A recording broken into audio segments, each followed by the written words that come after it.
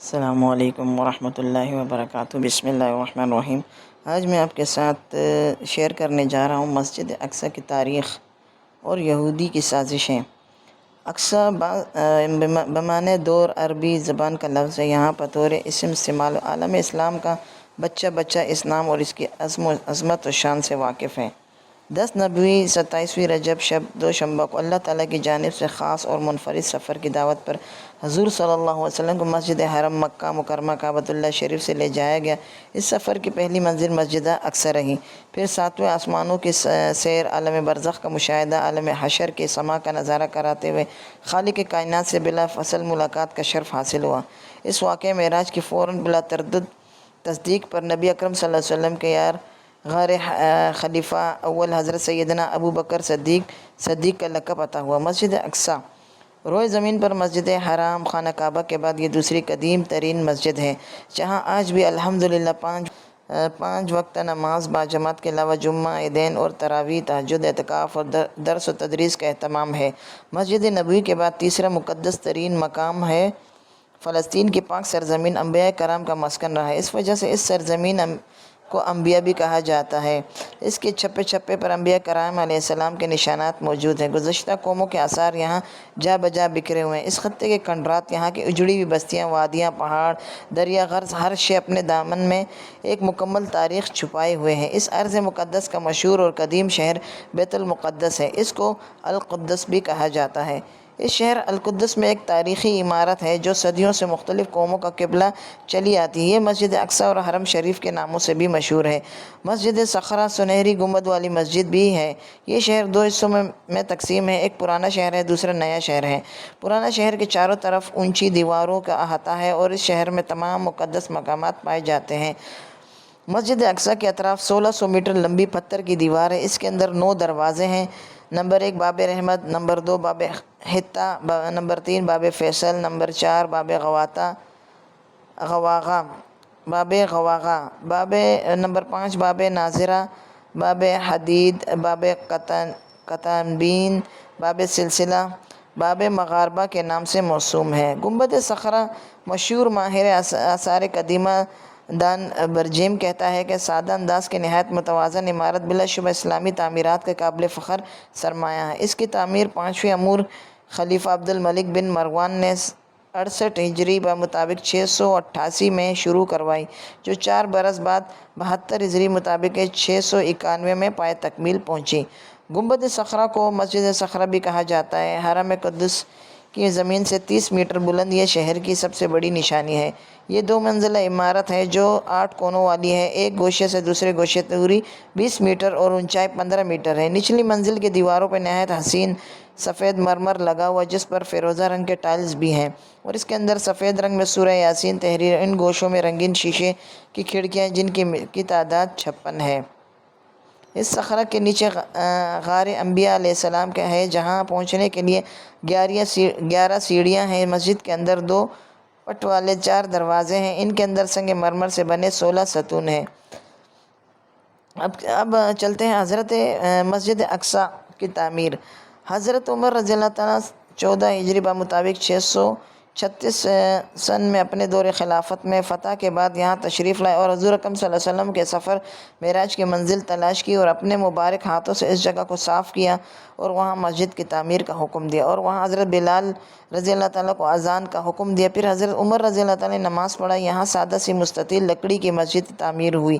مسجد صخرہ گنبد صخرہ کی تعمیر کے بعد 72 ہجری مطابق 691 میں اموی خلیفہ عبد الملک بن مروان نے دوبارہ اس کی تعمیر کا آغاز کیا اور تکمیل ان کے فرزند ولید بن عبد الملک کے دور میں ہوئی، جس پر ولید کے دور حکمرانی کے 7 سال کے محاصل ٹیکس کی خطیر رقم اس تعمیر پر صرف ہوئی۔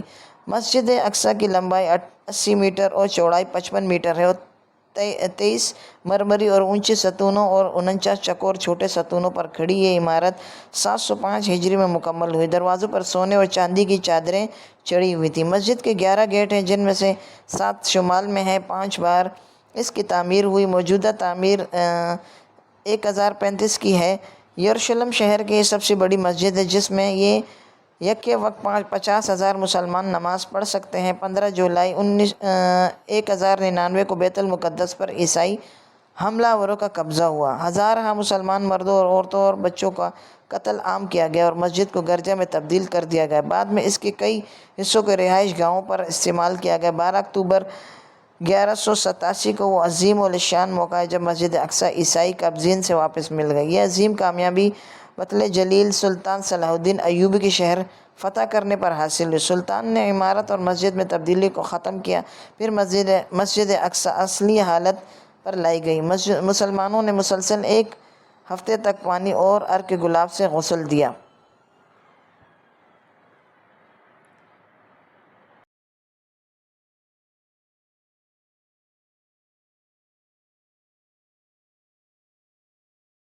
عظیم الشان نادر منبر صلاح الدین غازی نے حلب میں تیار کرا کے مسجد میں نصب کیا۔ 15 اگست 1967 بڑے کرب کا دن تھا جب ایک آسٹریلوی یہودی سیاح مائیکل روہن نے اسرائیلی حکومت کی ایما پر مسجد اقصیٰ میں آگ لگا دی۔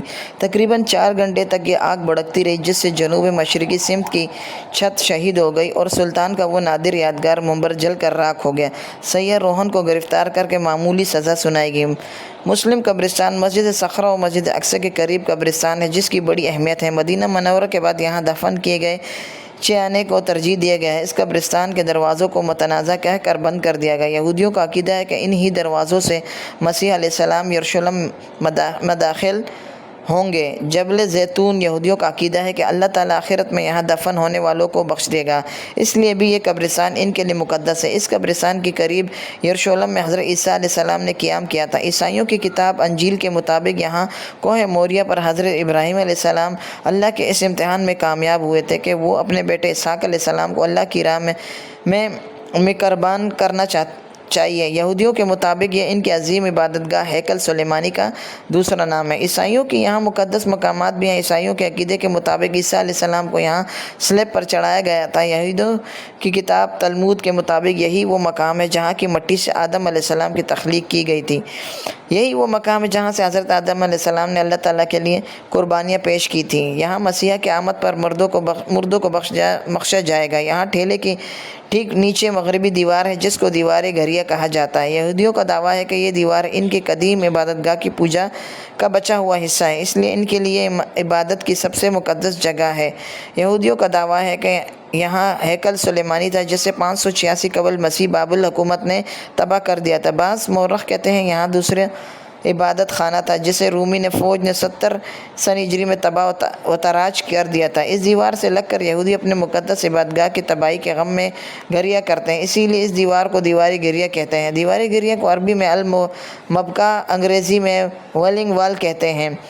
حرم کے وسط میں ایک چبوترے پر ایک مخروطی گنبد کپتل صخرہ ہے۔ حرم کے چاروں طرف حجرے میں ہے۔ شمالی دیوار کے حجروں میں عربی یونیورسٹی تھی۔ جنوبی سمت مختصر عجائب گھر ہے جس میں مختلف مناظرات۔ مغربی دیوار سے ملحق ایک حجرے میں حسن شریف مکہ اور قریب مشہور مجاہد آزادی ہندو مولانا محمد علی جوہر مدفون ہے۔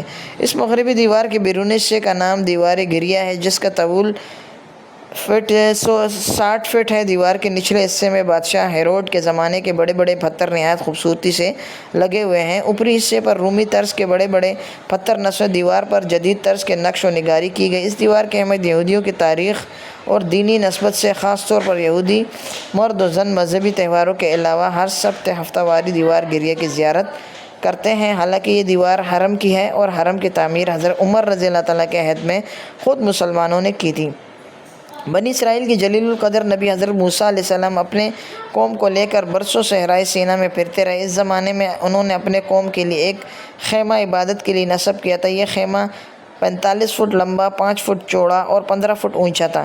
حضرت جالوت کے وقت یہ خیمہ ایسا ہی رہا۔ اس زمانے میں یہود اس کی طرف رخ کر کے عبادت کرتے تھے، گویا یہ خیمہ ان کا قبلہ تھا۔ 48 قبل مسیح میں حضرت داؤد علیہ السلام نے خیمہ عبادت کو شہر بیت المقدس میں کوہ صہیون میں ایک جگہ مستقل طور پر نصب کر دیا۔ اس جگہ کا نام بیت یعنی اللہ کا گھر پڑ گیا۔ یہاں اللہ تعالیٰ حضرت داؤد علیہ السلام سے ہم کلام ہوا۔ 988 قبل مسیح طوفان نوح علیہ السلام کے 1048 سال بعد حضرت داؤد علیہ السلام کے بیٹے حضرت سلیمان علیہ السلام نے اس خیمہ عبادت کی جگہ ہیکل کی مستقل عمارت بنوائی۔ ہیکل کی عمارت 20 سال میں مکمل ہوئی۔ تورات کے بیان کے مطابق اس کام پر 70,000 بار بردار 80,000 سنگتراش 3,600 نگران کار مقرر کیے گئے تھے۔ کتاب تاریخ: حضرت سلیمان علیہ السلام کے ہیکل کا طول 60 ہاتھ، عرض 20 ہاتھ اور بلندی 20 ہاتھ تھی۔ تورات مقدس 2 تواریخ 2 اور 3 حرم پر کیا گزری؟ حضرت سلیمان علیہ السلام کے 415 سال بعد 500 سال قبل مسیح کا واقعہ ہے کہ بابل کے بادشاہ بخت نصر نے بیت المقدس پر حملہ کیا، شہر کی اینٹ سے اینٹ بجا دی، تبرکات کو لوٹ لیا اور کتاب مقدس کو نظر آتش کر دیا، ہیکل کو جلا کر راکھ کر ڈھیر کر دیا۔ بخت نصر کے حملے کے بعد موسیٰ علیہ السلام کی یادگار، داؤد علیہ السلام کی نشانی، حضرت سلیمان علیہ السلام کی تعمیر کردہ عمارت صفحہ ہستی سے یکسر نابود ہو گئے۔ 70 سال بعد خسرو ذوالقرنین معاصر اعظم شاہ ایران بابل پر فتح یاب ہوا۔ اس کی فتح مندی سے یہودیوں کو آزادی نصیب ہوئی اور ہیکل کی عمارت از سر نو تعمیر ہوئی۔ 98 سال بعد 38 ایک بار پھر اس گھر پر تباہی چھائی۔ انطاکیہ کے یونانی بادشاہ انوٹینس نے شہر پر قبضہ کر لیا اور ہیکل کو بت کدے میں تبدیل کر دیا۔ اس وقت کتاب مقدس کا واحد نسخہ بھی نظر آتش ہو گیا۔ ان یہودی لاوارث دین اور دنیا دونوں سے محروم ہو گئے۔ حضرت عیسیٰ علیہ السلام دنیا میں تشریف لائے، بیت المقدس سے 4 میل کے فاصلے پر قصبہ ناصریہ میں پیدائش ہوئی، شہر اور اطراف کے علاقے کو اپنے تبلیغ کا مرکز بنایا۔ یوں یہاں دوبارہ رونق آئی۔ یہ خوش آئند بات بھی بہت جلد ختم ہو گئی۔ 70 سن ہجری میں رومی سپہ سالار تیوتوس نے بیت المقدس پر ایک شدید حملہ کر کے ہیکل کو مسمار کر دیا اور قتل عام کرایا، زندہ رہ جانے والوں کو جلا وطن کر دیا اور شہر کے ایک کونے سے دوسرے کونے میں ہل چلا دیا۔ 3 صدی بعد حالات بدلے۔